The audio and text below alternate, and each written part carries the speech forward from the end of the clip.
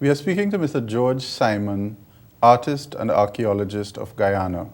Mr. Simon is the Anthony and Sabga Caribbean Awards for Excellence 2012 laureate in Arts and Letters.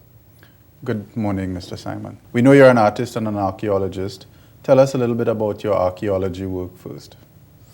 Well, I got involved in anthropology to begin with in 1985 when I joined Dennis Williams at the Walter Roth Museum in Georgetown. I had done an exhibition in 1982 where I used the symbols found in rock drawings in Guyana. And I found it very empty, and I was copying what was there, and it was meaningless to me. So when I met Dennis and gotten involved into the prehistory of Guyana, I started to look deeper inside of myself as an Amerindian, and then of course looking at the art and the meaning of it. So it really started with Dennis at the Walter Roth Museum in 1985. But you are an Amerindian, an Arawak person, yes. But yet you knew nothing about the Arawak culture and so on. Yes. How is that? Yes, sadly, my early, on the village, I lived in a village called St. Cuthbert's, and my early, from the beginning, I was made to, and I think this is not unusual for indigenous peoples in North and South America, that I was made to believe that we're inferior and our culture is of little importance, and so sadly again to say that I was beaten to speak my language at school, and so from the start it was very little interest in my culture. I wanted to be something else, and that was what was instilled in me. And this stayed with me for a very, very long time. Okay.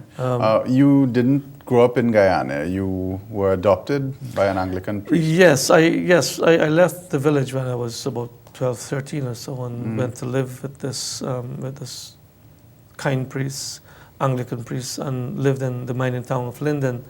And from there we came to Georgetown. I lived a little while in Georgetown, and then he moved to London, and I went along with him in 1972, and that gave me an opportunity to go to university there, and from there, you know, I always wanted to pursue an academic life. I knew that I must go to university. So while I was in England, I managed to get a Guyana government scholarship to remain in England to do my first degree in fine art. But why fine art? Why were you interested in that? How did that happen? That happened by chance. In fact, I had gone to England with the hope that I might have come back to Barbados and to join Conference College to be trained as a priest. But while I was at this college in South England, in Thurrock, Grays,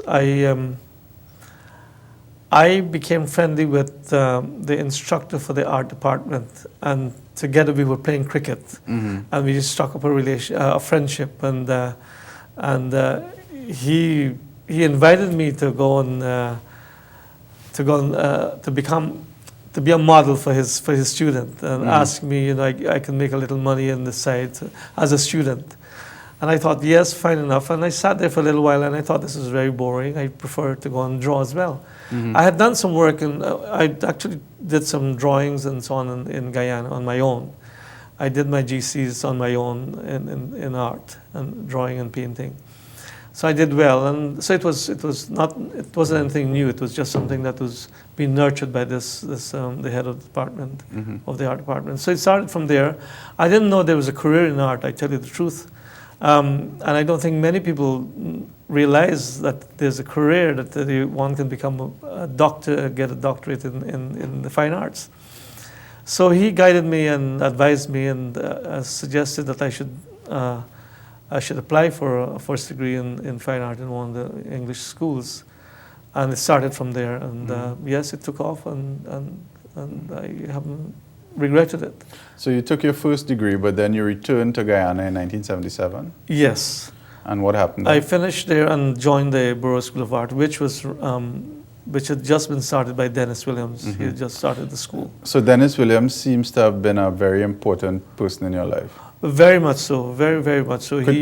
I don't think many people know who Dennis Williams is or what he did. Could you tell us a little bit about Dennis Williams? Dennis, I believe he, again, got a Commonwealth scholarship to go and study abroad. And he was a very established painter in England. And he came back to Guyana in the late 70s, I believe, and settled in the Upper Mazaruni River in the forested region of Guyana. And became interested. He had done some work in the Sudan, I know for sure. He had worked as an illustrator for a group of archaeologists who worked in the Sudan. And so he worked as an archaeologist, as an illustrator for them, and remained and studied there. Worked in the art school there. And so he came back with all this knowledge and expertise and so on to Guyana, and became interested in the archaeology of Guyana while he was in the Upper Mazaruni. And he took it from there. He painted a little while he's up there, but concentrated mainly on pre-Columbian Guyana. And he was the one that got you interested in Got this. me interested in archaeology and anthropology, but at the same time guided me in my painting, and he would critique my work, and we'd discuss work and so on. You've been working as an archaeologist with him since 1985. Yes. And since then, you have been aware of these mounds in Guyana. Could you tell us a little bit about the research into mounds? Yes. This started with retired Brigadier Joe Singh, who at that time was a soldier, and the battle school was in the mounds area, and apparently they were using the mounds in their battle games and hiding behind these mounds, and he became very interested in them as very unusual formation in the landscape. He had seen similar mounds in the not similar, but mounds made from ants' nests, which would kind of grow above the surface of the ground. And he realized that they were not ants' nests, but they were something much more significant, very important. And these are scattered in a very big area in the middle Berbice River. So he brought it to the attention of the Walter Roth Museum in '85, and I was asked to go and look at them, and then make a report back to then Dennis Williams, who was in charge of the Walter Roth Museum. Right. So it started from there, and I didn't do any significant work in the area again until 87, 2 years after, where I literally went and did some excavation, and not realizing what I had really discovered at a place called Hitia. Where I dug into a man-made mound, which is very dark, or very, very dark, very fertile earth. Found several 130 centimeters in the ground, ceramics. I took this back to this report back to the Walter Roth Museum, and then it's kind of said, well, no, I don't think you will get ceramics that deep anywhere in Guyana, because according to the archaeological record for Guyana in the early 50s, there was a team who came down and looked at the archaeology and did samples in the very area that I had gone to, and found archaeology not more than a foot deep. It meant that I had stumbled on something very unusual and very unique for Guyana at that time. The depth tells you how much time has elapsed since the pottery was there. It certainly has, and like I said, the pottery that we were finding, which were recorded in the literature, these were not more than a foot deep. So when I came with a report that it was 1.5 feet or 2 feet deep in the ground, it was believed that it was perhaps made from the result of a landslide, because it was by the river, on the riverbank, on very high ground.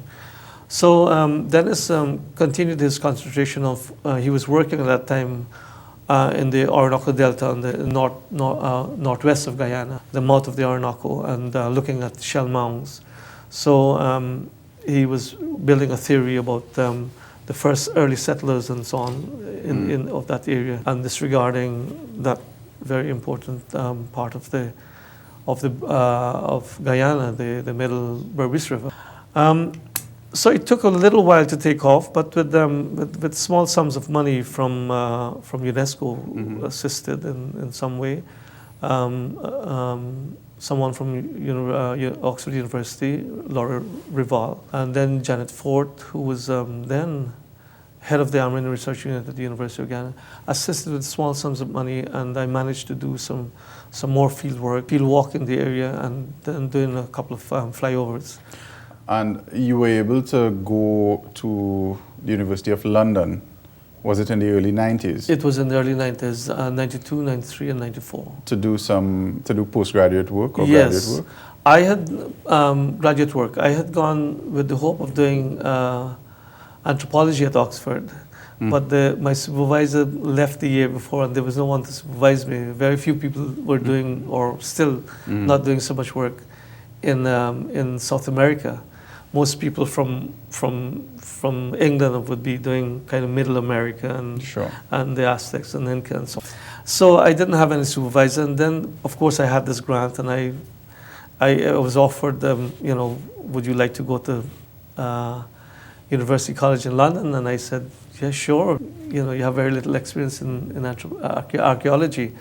I said, I'll go for it. I did manage that course, and it was the beginning of a new dimension from my art and so on. But it worked together. My art and archaeology, I don't see kind of separation too much. So the archaeology finds, so that initial find was not a fluke. You have since proven that the archaeological record that you met, that was created in the 50s, was in fact not right. Could you tell us a little bit about how, or what you found since then, and how it's changed the archaeological record? Now, what happened? Having brought this to the forefront, I managed to get. I've been writing to a Dr. Neil Whitehead, and he was at that time attached to Oxford University. He is an anthropologist, and he wanted to see what I was doing in the Berbice. He became interested. And so I took him there, and we did excavate a mound in 1992, and got this very interesting date of 1,800 years before present.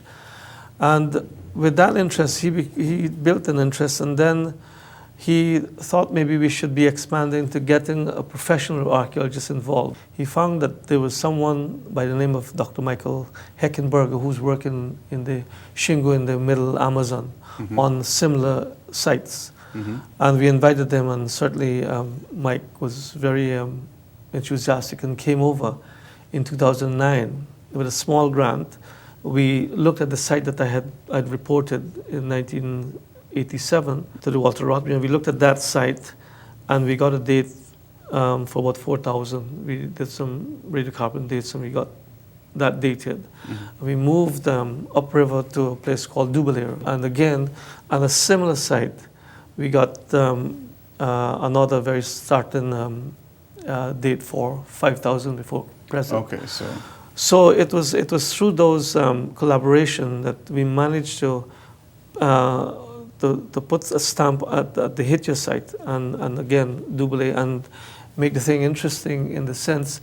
But around these two sites were these thousands of mounds in the savannas. Right. So we connected that we connected the two, that people lived in these particular sites with the very old dates, and then working these fields out in the savannas.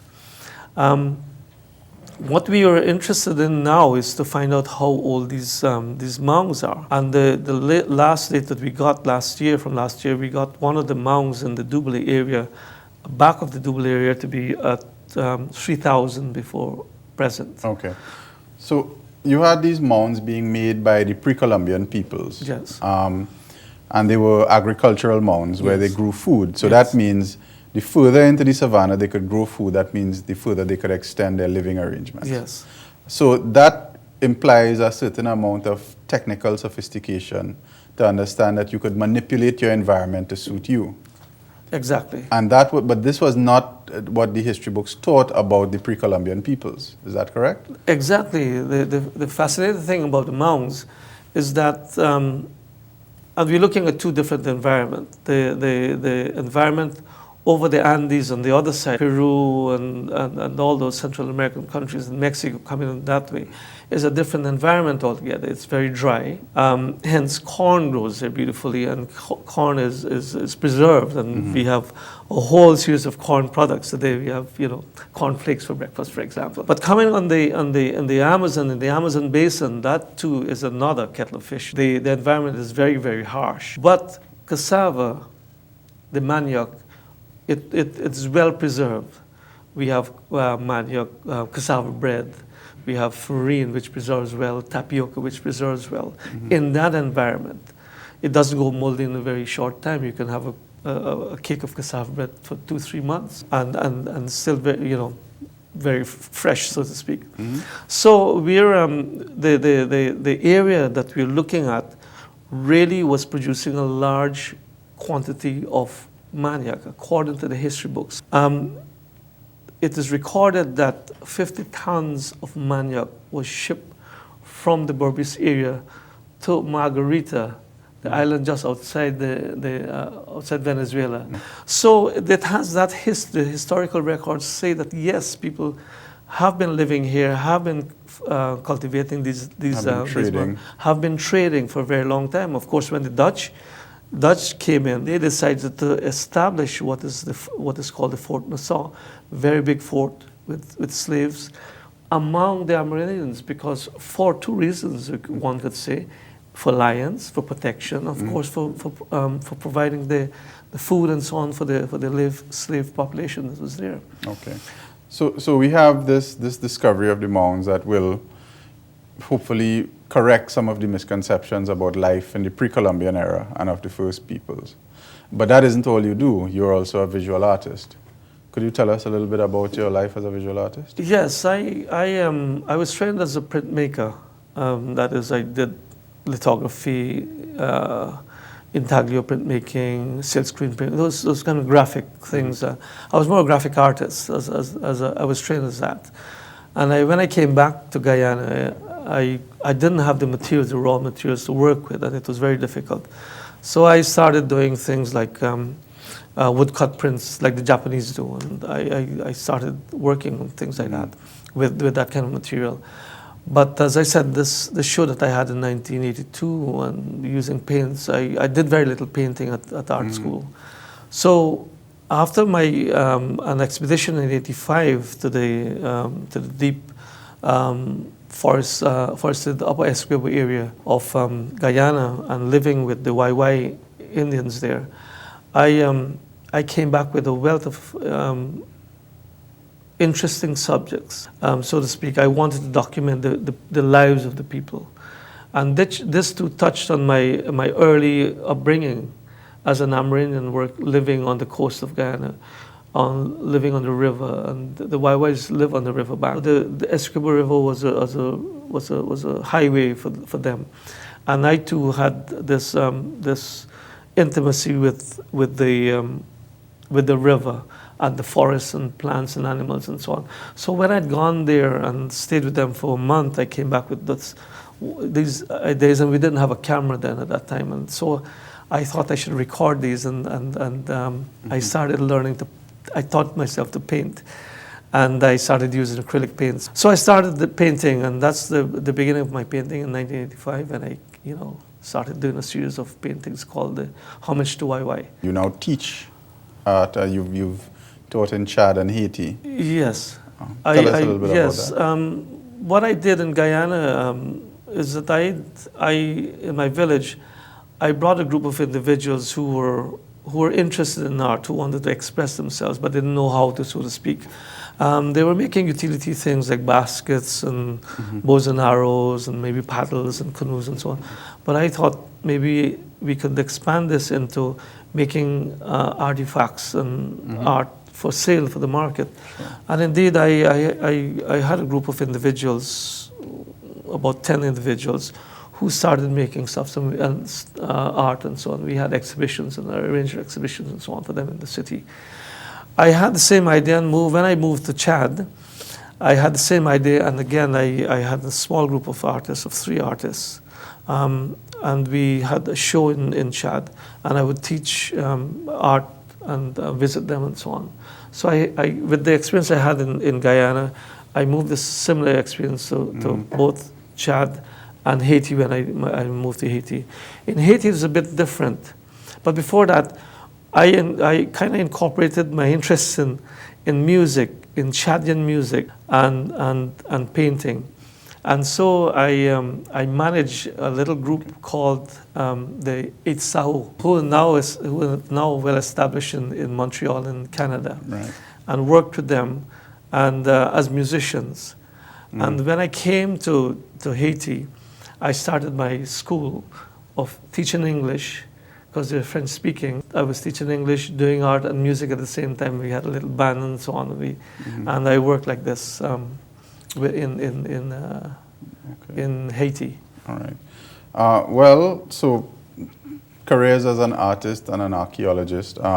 Is there anything you want to tell us in closing about your work, where you think it will go in a few years? Well, certainly with the art I'll continue to paint. I would like to, I'm interested in indigenous spirituality. I think that's very, very important to try to let indigenous peoples in Guyana understand that there's another side to them, to their lives, and that's a spiritual aspect which has been suppressed by Christianity.